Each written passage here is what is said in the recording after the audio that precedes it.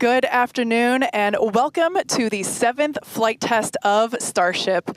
It is currently 4:03 p.m. Central Time here at Starbase, Texas, and it is a beautiful and breezy afternoon for another flight around the world. I'm Kate Tice, Senior Quality Systems Engineering Manager at SpaceX, and I'm joining Dan for my first ever in-person Starship launch at Starbase. You can see the rocket behind us. It's mind-blowing. This is quite the view, Dan. No better seat in the house, no better thing to talk about a rocket as you watch it launch. Hi, everybody. Welcome back to Starbase for another Starship launch. I'm Dan Hewitt from SpaceX Communications. We are at T-minus under 33 minutes and counting. Our T0 time coming a little after the bottom of the hour. Now, Starship program has brought us nonstop excitement back in 2024. This year shaping up to be even bigger. Absolutely. We're looking at even more launches of Starship this year with tons of exciting firsts starting today. Flight 7 has a lot in store, from Starship's next generation upper stage design on its first flight today to deploying the first simulated Starlink satellites and the second booster catch attempt. We're kicking off 2025 in style here in the Lone Star State. So hold on to your butts because it's going to be a wild year. And it's all ramping up as we chase after that full reusability for the world's biggest rocket. And we're going to be with you today every step of the way. Also joining us, though, amid a very excited crowd growing over there in Hawthorne, is Jesse Anderson. Jesse, how's everything going in LA? Hey, Dan and Kate, everything is all good here on the factory floor. We're just outside of Mission Control, and we're T-minus 31 minutes away, but we already have a really big crowd here building. There you go. Starting to build up here.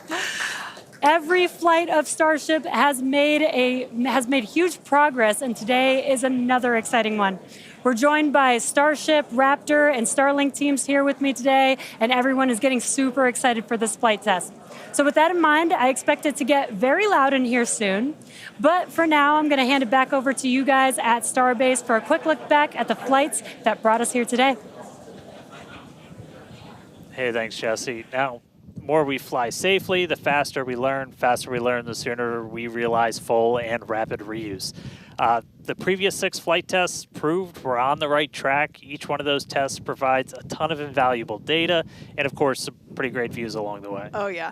Every one of those tests informed the upgrades that are debuting on today's flight test.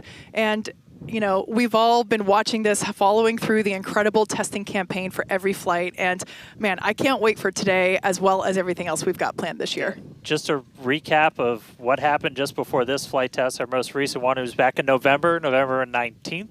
That was Flight 6. It lifted off at 4 p.m. Central from Starbase, Texas, just a couple miles over our shoulders. It was a gorgeous sunset ascent. Let's take a look. Attention all flight crew members, flight is go for launch.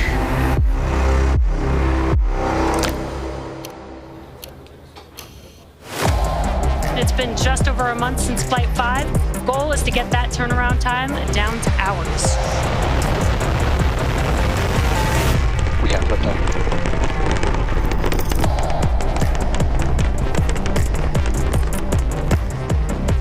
Stage separation. 30 seconds until catch decision. Booster offshore divergence.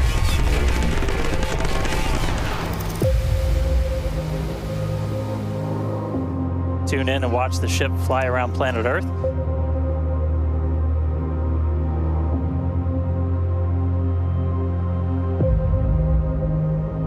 Relight demo startup. And shutdown. Starship is at 100 kilometers altitude. Flaps now have control of the vehicle.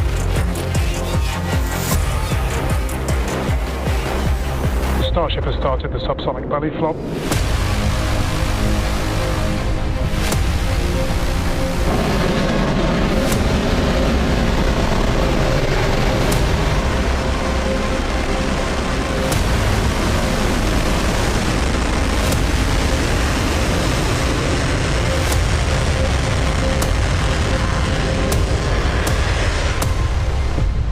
Starship has landed. All right, now today's flight test is going to look pretty similar profile-wise to that last one and honestly the last couple. So everything starts off, as always, with liftoff. The Super Heavy igniting those 33 Raptor engines. Super Heavy going to power us through that initial ascent, get Starship on its way to space before we get to the hot stage maneuver. Exactly. The ship will then ignite engines while it's still attached to the booster. That will allow us to separate the two stages. That booster will leave a few engines on for that flip and return back here to Starbase for a catch at the launch tower. And while booster catch is blowing our minds, ship keeps going all the way to space, gets into its suborbital trajectory. Got a couple on-orbit things. We're going to deploy our first test satellites, also going to relight a Raptor engine while in space. That all sets us up then for re-entry. As we have seen on the previous flights, courtesy of Starlink, that re-entry period gives us such gorgeous views. It's like, just a rainbow flow of colors as the ship re-enters the Earth's atmosphere. The ship will relight its engines, perform a flip maneuver for a soft water landing in our targeted location in the Indian Ocean. And that will once again be daylight given our later launch window. So today's flight test will be launching the next generation of Starship. It'll attempt the first payload deployment test, fly multiple re-entry experiments geared toward ship catch and reuse, and of course, the launch and return of the Super Heavy booster back to the launch site right there behind us. Yeah, that's going to be amazing, but ship, kind of the star of the show for a lot of stuff today. A huge block of upgrades to Starship's upper stage are debuting on this flight test, adding more capability. We'll start off up top. Those forward flaps got a redesign. They shrunk in size. We shifted them towards the top of the vehicle, away from the heat shield. That's going to make it significantly less exposed to re-entry heating. And then Starship itself, we made it about 2 meters taller.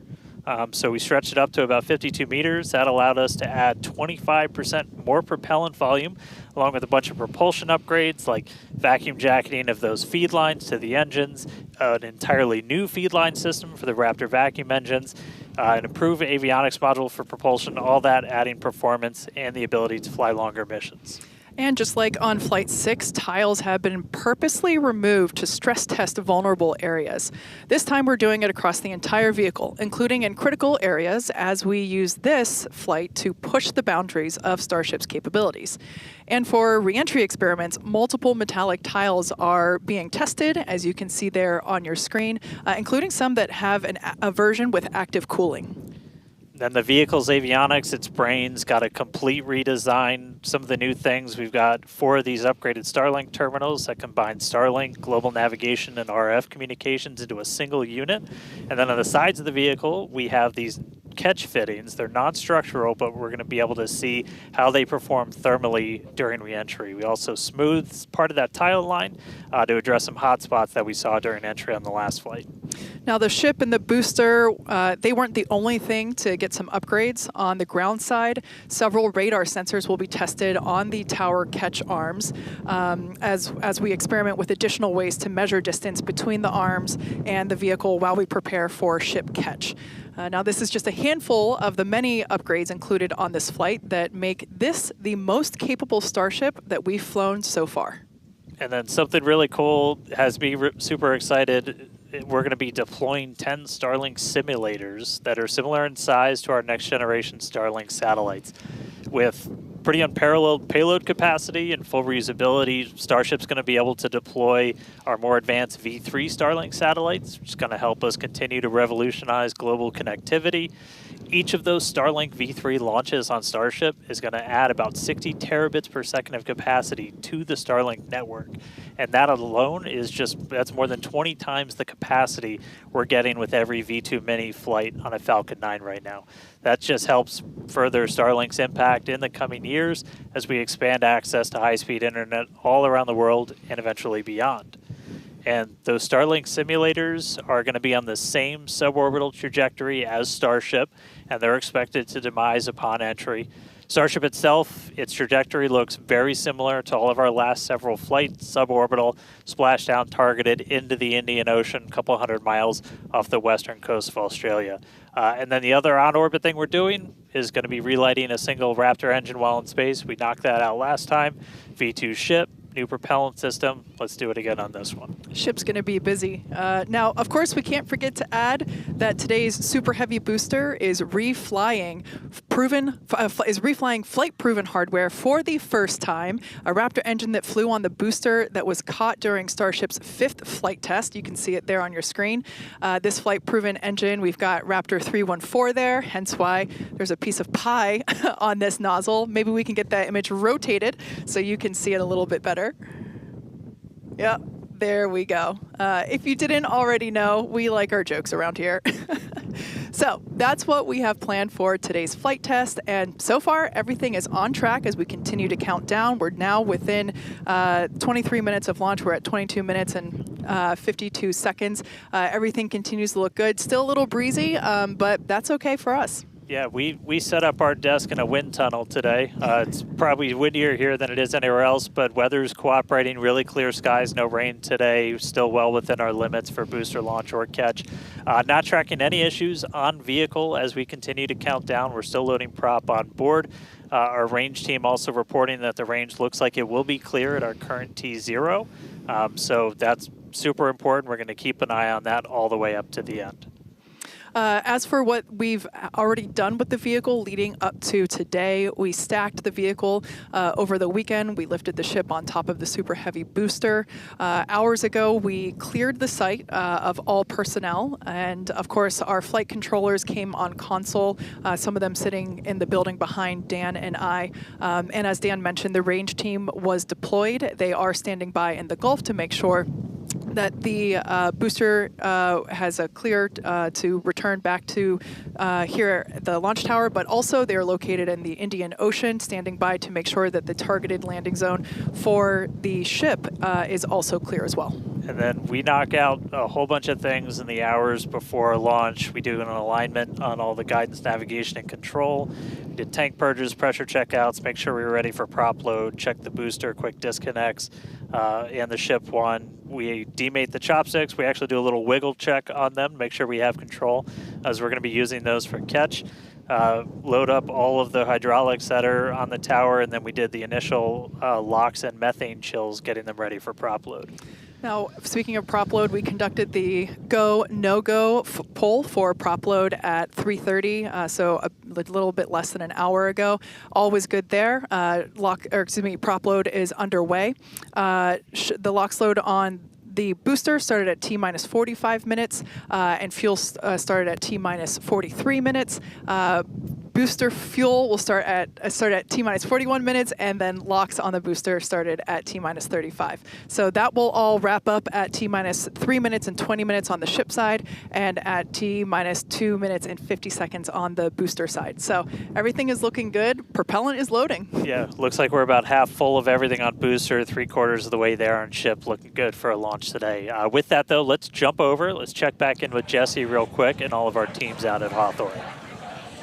Thanks, Dan and Kate, and great to hear the updates with the vehicle as we prepare for liftoff. There is a lot more people here, as expected.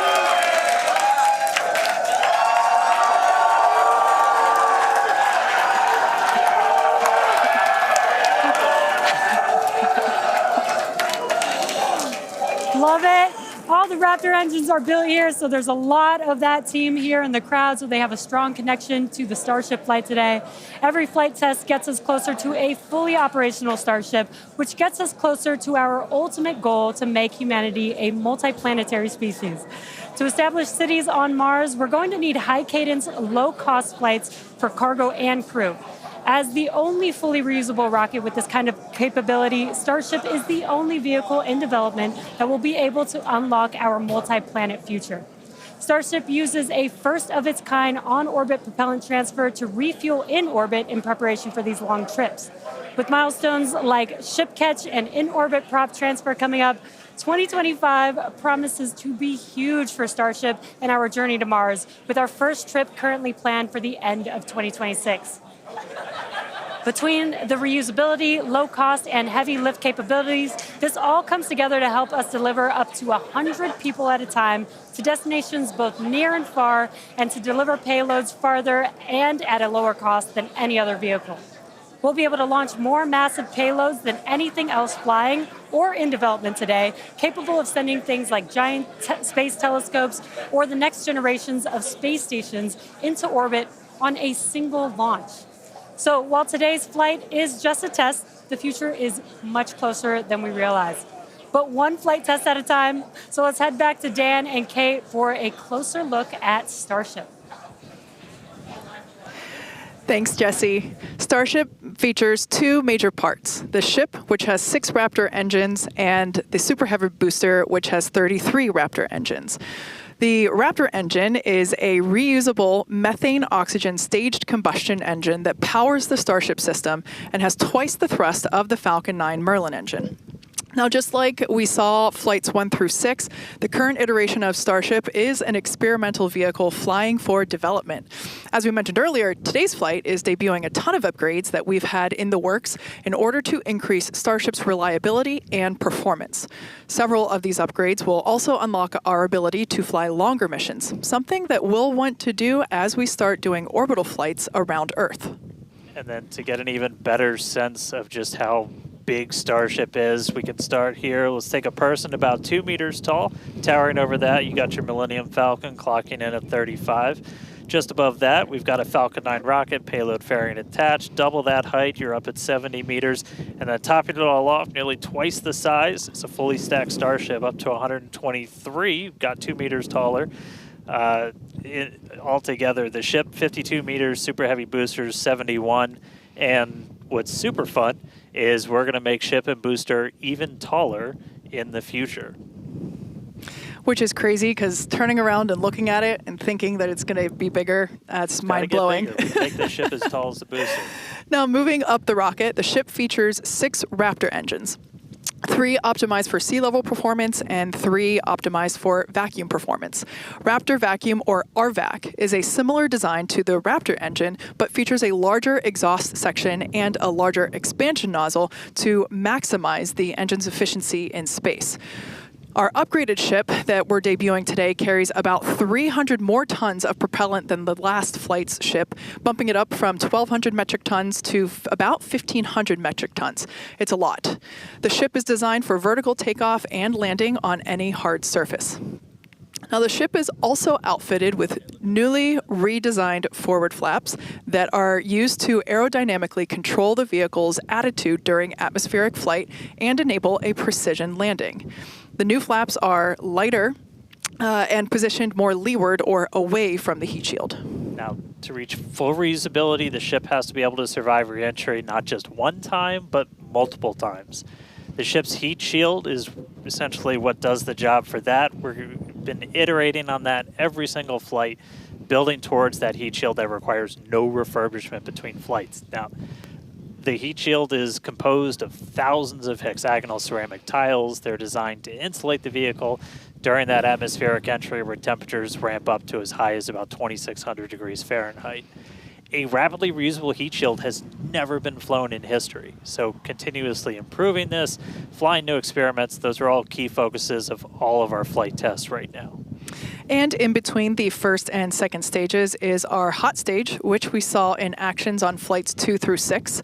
The hot staging maneuver is when the upper stage engines are ignited before the booster engines, before those booster engines are completely cut off. With hot staging, the rocket never stops accelerating during separation, so it's more efficient than traditional stage separation.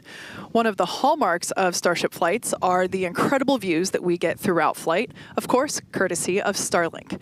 Every day, we're working to expand the Starlink network both on Earth and in space. Here's Jesse with more.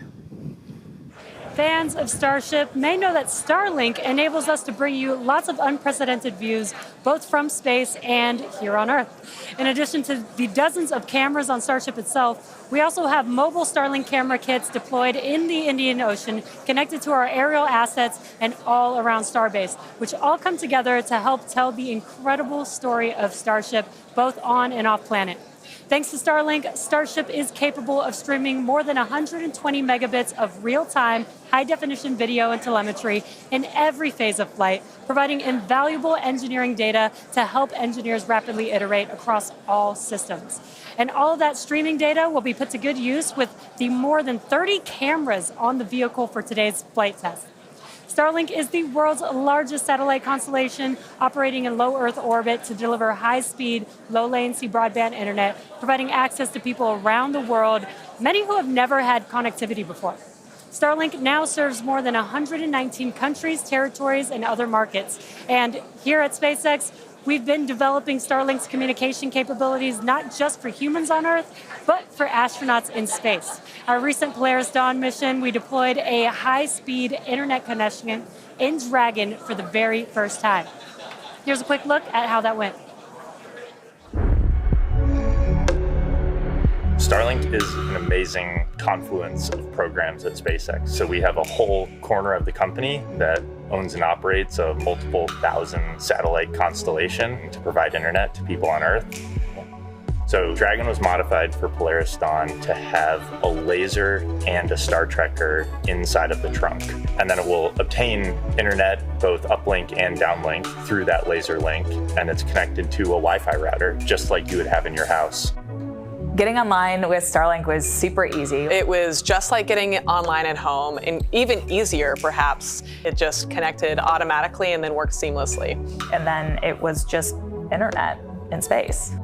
The Starlink performance on orbit blew us away. It enabled us to talk directly with Mission Control team, and it also enabled us two-way video connection with our families back at home. So it just was an incredible resource. One of my favorite memories is, all four of us in different parts of the spacecraft on phones with our earpieces talking to our families. Get to show them the perspective that we have of Earth. It was very cool to bring them into the mission that way.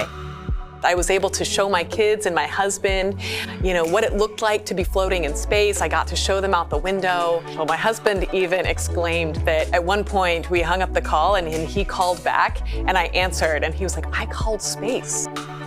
Starlink on Dragon is something that we want to include because we have this company within SpaceX that has space-based internet. So what not a better way to test space-based internet in space? From connecting astronauts in space to providing high-speed internet to more than 4.6 million active customers here on Earth, the Starlink team is laser-focused on expanding coverage, increasing speeds, and lowering latency so that we can connect as many as possible around the world and beyond. Last year, we activated Starlink in 27 new markets and are now covering a global area home to 2.8 billion people, including those who live in some of the most remote places on Earth. To meet the growing global demand for high-speed internet, SpaceX opened a new 700,000 square foot factory in Bastrop, Texas, and introduced Starlink Mini as well as an upgraded version of the Starlink Standard Kit. The SpaceX team also achieved an unprecedented launch cadence, conducting 134 Falcon launches, with 89 dedicated to expanding the Starlink constellation. With each launch, Starlink adds more capacity to the constellation and continues to expand its coverage, connecting even more people in underserved and hardest to reach areas of the globe. Now, while our mission to connect the unconnected is far from complete, you can check out some of the Starlink team's highlights from 2024 and learn more about how our customers are furthering Starlink's impact around the world at starlink.com/stories. And a little bit closer to home, we do have a few updates for those impacted by the fires here in Southern California. So far, the Starlink team has provided about 1,350 free kits to fire departments and other disaster response organizations from down in Orange County all the way up to Malibu. That is in addition to applying free Starlink service for thousands of customers impacted by the fires all across the Los Angeles area. And just as critically, since enabling our direct-to-cell satellites with T-Mobile, more than 120,000 text messages have been sent, allowing those in impacted areas to reach loved ones, text 911, or receive emergency alerts. I've never been prouder to be an employee at SpaceX for moments like that where we can help the people and community around us. Make sure to follow @Starlink on X for updates as we continue to work with local response teams, and check out starlink.com/LA wildfires. for more information on these efforts. But back to today's flight test, one of our objectives is to return the booster to the launch site where it will be caught by the tower as we did on flight test 5. So let's head back to Dan and Kate for a catch primer. Thanks, Jesse. We are now T-minus 8 minutes and 40 seconds until liftoff. Flight controllers on console there in the building just behind Dan and I. You can actually see the rocket in the distance at the pad 6 miles away. Our excitement is growing. I already am not sure if I'm going to be able to remain coherent after witnessing this, so looking forward to it. You'll be all right. You'll be all right. Just a quick status check. The ship fully loaded in its main tanks on LOX and fuel. We're going to load the header tanks, and booster is going to be closing out real soon as well. Let's talk about that second catch attempt, though. So we're going to use the tower's 2 gigantic robotic arms, call them the chopsticks, same thing we used to stack Starship onto Super Heavy for all the integration ahead of a flight, and that's what we used to catch by moving stuff like landing legs from the booster to the ground side. It's a lighter booster, means you can carry more into space. Now, in a nominal operational scenario following liftoff and after the 2 stages separate in flight, Super Heavy will return to the launch site, reignite its engines to slow the vehicle down, and the tower's arms will catch the rocket booster. And just to get to this point, just like before, thousands of distinct vehicle pad criteria have to be met prior to that return and catch. We need healthy systems on the booster, healthy systems on the tower, and a manual command from our mission flight director for the day. If we don't send that command before the boost back burn ends, or if any of those automated checks kick us out, that's what happened on Flight 6, the Super Heavy booster will divert to an offshore trajectory, and it'll go out and do a landing burn in a soft splashdown in the Gulf of Mexico. Now, we have said it before, but it remains true today. We accept no compromises when it comes to ensuring the safety of the public and our team, and that return will only take place if the conditions are right. And one of the unique aspects of Starship flights is the return and the catch of that Super Heavy booster and the audible sonic boom that it comes with it in the area around the return location. General impact to anyone in the area is just a brief thunder-like noise, but it definitely lets you know it's coming. Oh, yeah. It's something our neighbors in Cape Canaveral, Florida and Vandenberg, California have become accustomed to over the years, and now we're bringing the boom to Boca. So here's a peek of what to expect.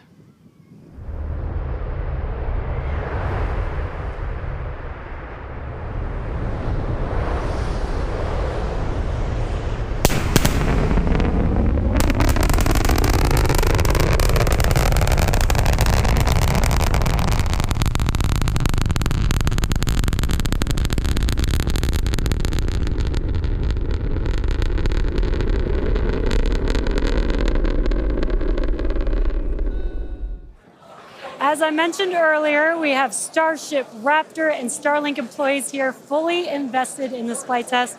And of course, many other SpaceX employees also here across our site supporting their teammates. Every flight test has been pretty unique, and we're all very excited for another round of firsts, but I'm pretty sure the crowd is looking forward to potentially watching those chopsticks catch another booster.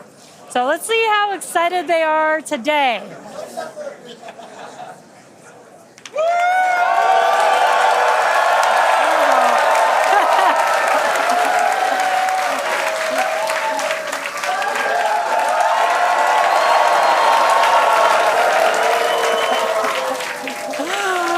Just under 5 minutes to go. We are all very excited here.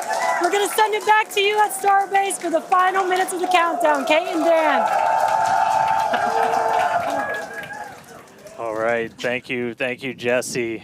So if you just tuned in under 5 minutes ago, you picked the right time to do it. Just a quick status check. So we're almost fully loaded on the booster. We'll be fully loaded on the ship, fully loaded on the booster coming up soon. Our range team just reported that we're looking go in the range. That's super important. Great Our news. security guys, Mike, Kyle, Nick, the whole team out there in the elements, making sure everything's clear, doing a fantastic job. And we are coming up on 4 minutes and looking good for launch. Yeah, certainly exciting. Now, we do have an opportunity to hold at T-minus 40 seconds if necessary. This is a chance for us to perform additional checks if necessary. If we, need to repressurize some tanks, or if there's a wayward vessel in the range last minute, opportunity to clear it out. But everything currently looking good. Now, once we pass T-minus 40 seconds, a number of events will occur in rapid succession. The ground spin and ignition systems come up to flight pressure. The ship will go to internal power. After that, the quick disconnect, or QD arm lockout, is removed in preparation for retraction, which will happen shortly after T0.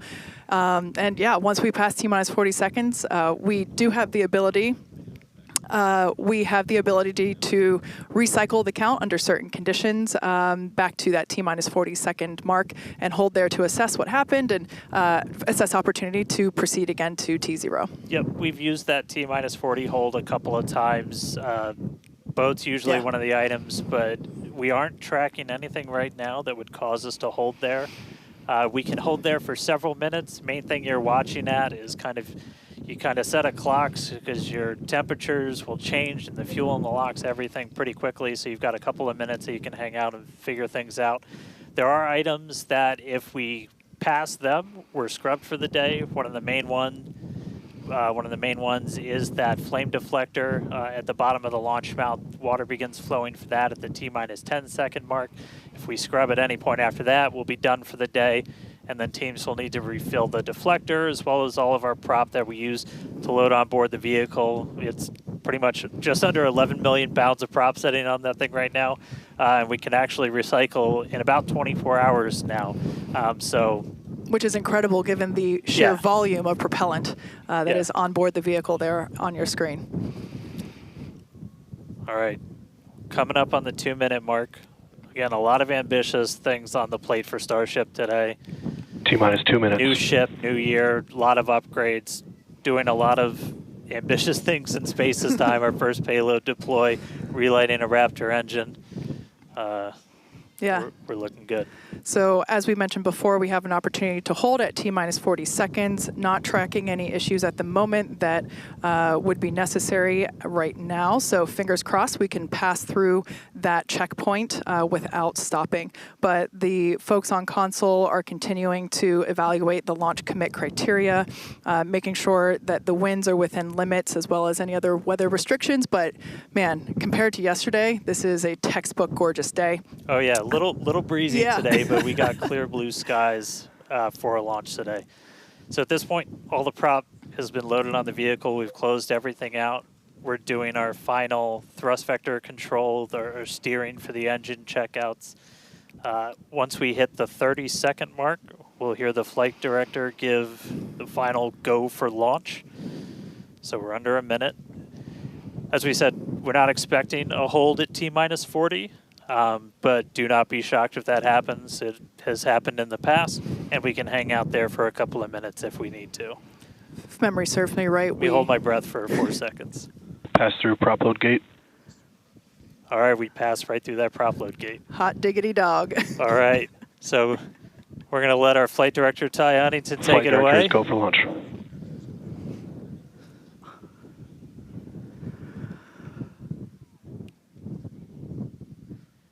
And 20 seconds.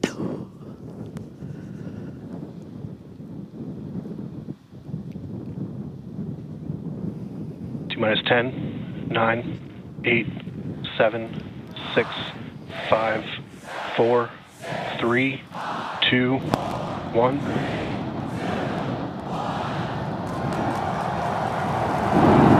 We have liftoff.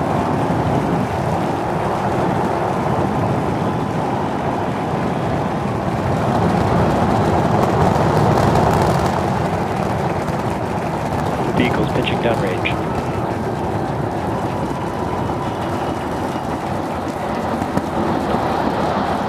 Booster chamber pressure is nominal.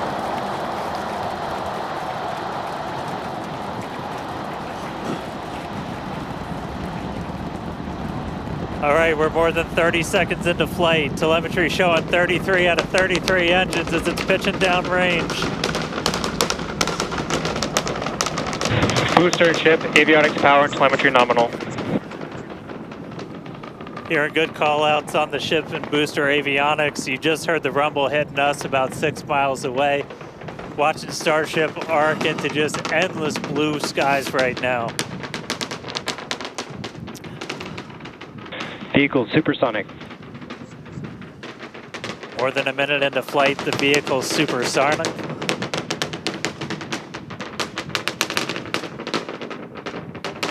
Max Q. So we just passed through max Q. That's the greatest stress the vehicle's going to experience on the way uphill. Reminder that all of our teams down here on the ground are now looking at systems on the tower. They just did a manual check through. That's going to inform that manual flight director's decision. Next moment coming up, though, is going to be hot staging. Don't take your eyes off it. It's one heck of a light show. What a gorgeous ascent. 6 ship engines getting ready to ignite. That's going to happen while we're still attached. We can still see the ship's engines from the ground.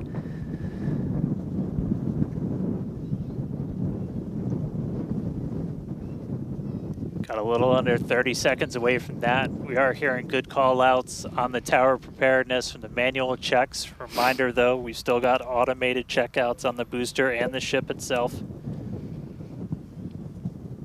But as of right now, our manual checks and our manual commanding is looking go for a catch. Booster engine cut off. That is incredible news. We just heard the call out for booster engine cut off. Engine startup. Most engines cut off, down to those Stage middle separation. 3. Cruise back burn startup.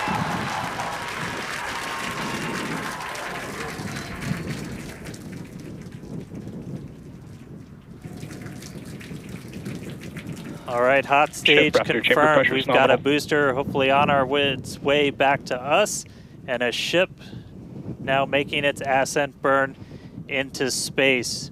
How's it going in Hawthorne, Jesse? It's great over here. You can hear the crowd screaming for every milestone. The booster is now making its way back down to Earth. Looks like we have 12 of those 13 engines ignited. We're using the engines that actually gimbal. We are go for booster return. An excellent call out there. We are go for booster Ship return. avionics, power and telemetry nominal. There's a lot of criteria that needed to line up to ensure that we could have a Cruise safe back burn shutdown. booster catch, and it sounds like we got the go for that.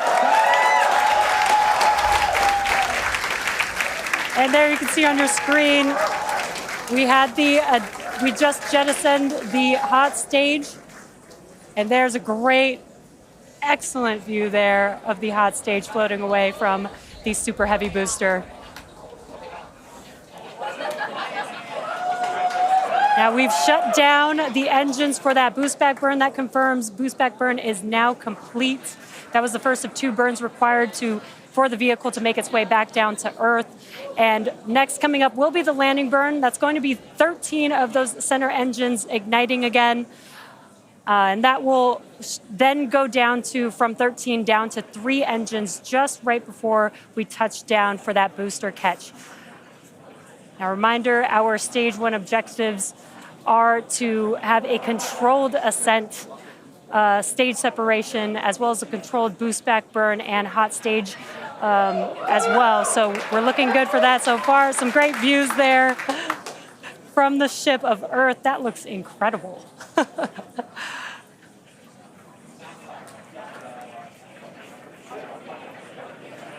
Now, Starship's ship is still firing its engines right now. Starship trajectory nominal.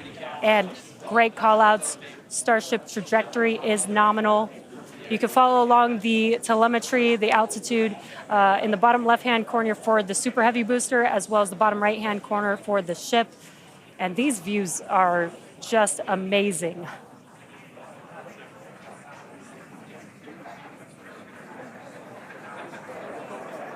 Again, the booster is currently making its way back to the tower today. So we're looking forward to a booster catch with the chopsticks. And in the meantime, you can see those grid fins there, helping to control the vehicle and guide it back to its landing site. Booster FTS is saved. Now with that, we're going to hand it back. How's it going over there, Dan and Kate? How are you doing, Kate? Seeing that in person? Dan had to take that entire segment because I couldn't talk. That was incredible. There it is. We can see the booster coming back in now through the plume. At least it looks that way to us. It's incredible that it basically returns. It looks like a speeding, just like this silver flare coming back to the. Once again, we are standing by for attempting to catch the booster at the tower. This would be the second tower catch. Booster landing burn. Seeing 13 engines. Booster now hovering as it aligns with the tower for catch. Booster coming in. Get ready for that boom, Kate. Down to 3 engines. Booster landing burn shut down. Megazilla has caught the booster.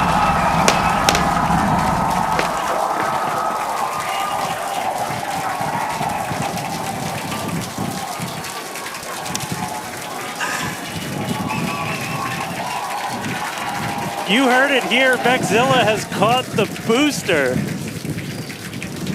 Once again, for the second time, a successful catch by the launch tower. This is the same tower, the launch pad, where that booster took off from just 7.5 minutes ago.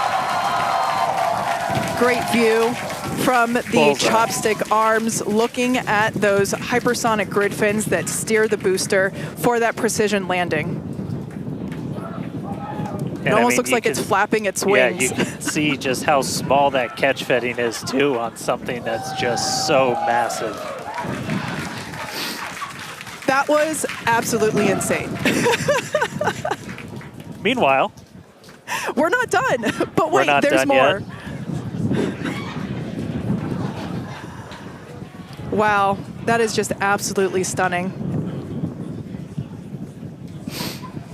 And this, of course, a gorgeous view there from the tower looking down at the top of the booster.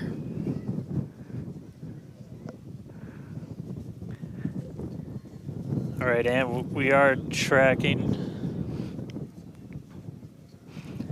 Now we're standing by for views from the ship, but who can take their eyes off of that incredible sight? That is once again the second catch of a booster back at the launch tower. It was incredible to see it come back down, just this silver flare in the sky. And we can still see the launch plume behind us, and wow, that we definitely, I can't speak for you, Dan, but that was very moving for me. Yeah, and right now you can see some of the telemetry on those ship engines has gone out, and we're waiting for an update on what our ship status is. We were approaching that ship engine cutoff time, so just waiting to hear. So obviously we've got booster back, booster on the launch tower in the chopstick arms, but we are waiting to get an update now on the ship. As we were expecting ship engine cutoff about 40 seconds ago. We saw some of those engines start to go out prior to that point. And so right now we are just standing by to try and get the latest word on where we are with ships. So stick with us for just a couple of minutes as we wait to hear some updates. Now, if you just recently joined us, you might want to hit rewind and go back about 9-10 minutes ago to when Starship lifted off from the launch tower that you see there.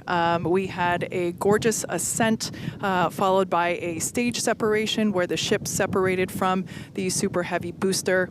The booster performed a flip maneuver and returned back to the Gulf Coast here. There you can see it on your screen.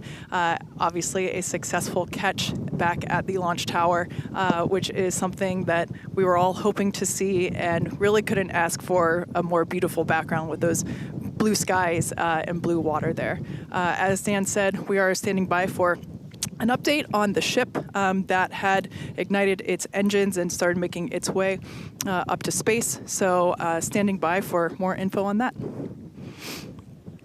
But wow, what an experience to see that take off and for that booster to come back. You can see it there up close on your screen to the place that it launched from. Once again, there were thousands of catch commit criteria, which is basically just all the things that we have to assess and evaluate and basically make sure that they are make sure that everything is clear and acceptable conditions, both on the vehicle side as well as the tower side, in order to enable that catch. So obviously from the last two flights that we have done, where the Flight 6 we attempted but had to divert into the ocean, and then on Flight 5 we did have the first ever successful catch of the booster. We used the learnings of those two flights to hone in that catch commit criteria, and we saw success today, which is pretty awesome. Yeah. And just a quick status check. So we currently do not have comms with the ship. So trying to figure out exactly when that happened and exactly what happened. So obviously the flight controllers right now going through their data, looking to make sure it's not anything instrumentation on the ship, but actually try and get us a status. So again, we're gonna keep listening in on this. We'll give you an update as soon as we have a little bit more. So for now, stage 1 back in the tower, waiting to find out a little bit more about stage 2.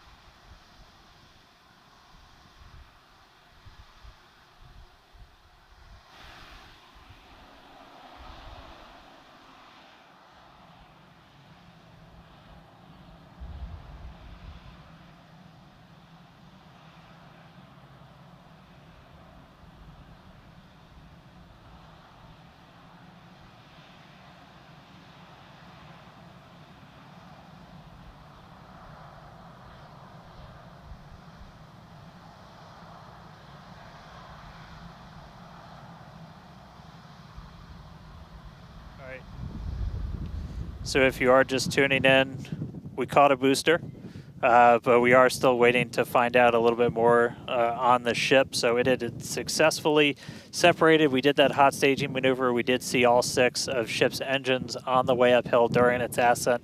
But as we were getting to the end of that ascent burn, we saw engines dropping out on telemetry, and we have since lost contact with the ship. So again, we're still listening in on the loops, trying to figure out how much we can get right now. But again, stick with us. We'll bring you updates as soon as we hear them. Really exciting. We were able to catch the booster today. Obviously, we want to get the ship all the way over to the Indian Ocean.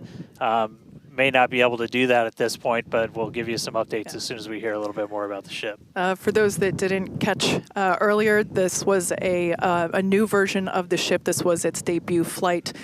So a lot of learnings here for sure as we continue to tune in and listen in with the teams and try to gather more information to understand where we stand with the ship. But as Dan mentioned before, teams are trying to make sure that it's not an instrumentation error. We want to find out if it's, did we just lose communication or did something else happen with the ship? So teams are actively working, trying to figure out what we can find out, and we're continuing to listen in and find out more information to share as we can. But as we said before, and you can see it there on your screen, what a beautiful, beautiful sight to see another booster back at the launch tower. That was successfully caught just minutes ago after sending the ship off into space, and having seen it for the first time with my own eyeballs in person, it was pretty awesome. And yeah, the thunder-like sonic boom was really fun to experience. Yeah.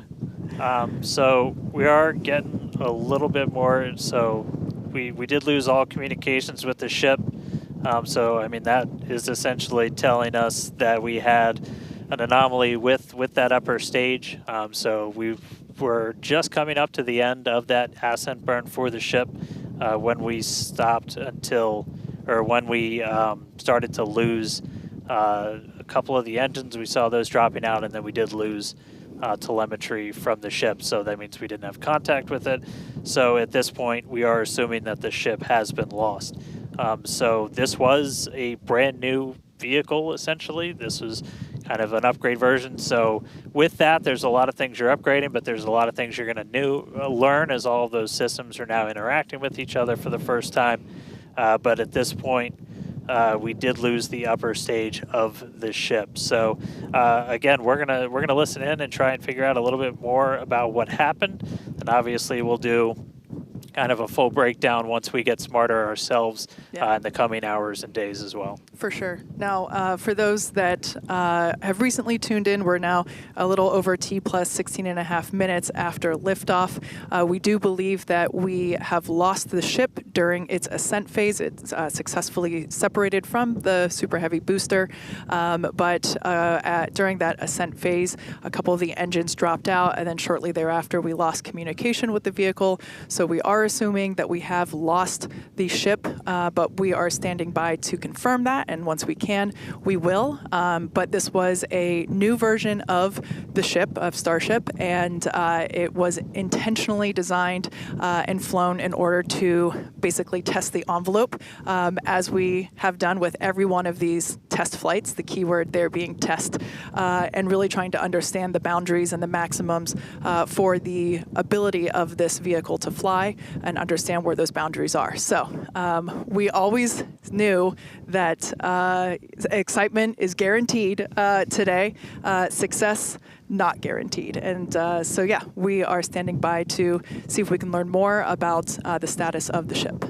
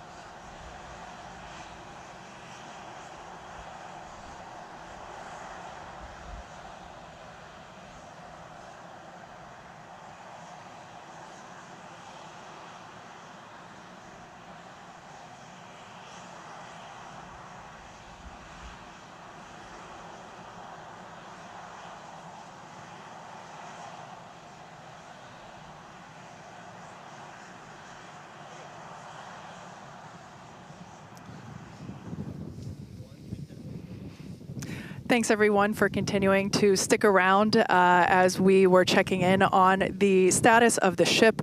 At this point in time, we can confirm that we did lose the ship. However, Starship, the total vehicle, did have an on-time liftoff at 4:37 p.m. Central Time from the launch pad just behind us at Starbase Texas. Gorgeous ascent and successful stage separation. The booster pushed the ship off, and the ship disconnected during that stage separation. The booster came back for a successful, the second ever booster catch at the launch tower, which was pretty incredible to see. Yeah, it was great to see the booster come down, but we are obviously bummed out about ship. It looked like we lost contact with it a little under 8.5 minutes into flight. That's roughly when you start to get to that main engine cutoff. We obviously need to go through all the data. It's going to take some time. In the next hours, days, we're going to figure out exactly what happened, come back, fly the next one, get even farther. Reminder, it's a test. It's a flight test. It's an experimental vehicle. So we'll figure out what ended our day today and make sure it doesn't end our day tomorrow. So as we do that, we're going to continue to provide you updates on our X account on SpaceX.com. So just continue to tune in there. As we learn what happened, we'll be ready to share it. Exactly. So for now, we are going to wrap up our webcast. We'd like to thank the folks in the county for supporting the launch, as well as the agencies that enable us to launch, and of course to our viewers for tuning in. And thank you, Kate, for coming down, doing this with me. It was great to have you here. I'd do it again in a heartbeat. All right. Well, that'll do it for us. We'll see you guys at the next Starship flight test.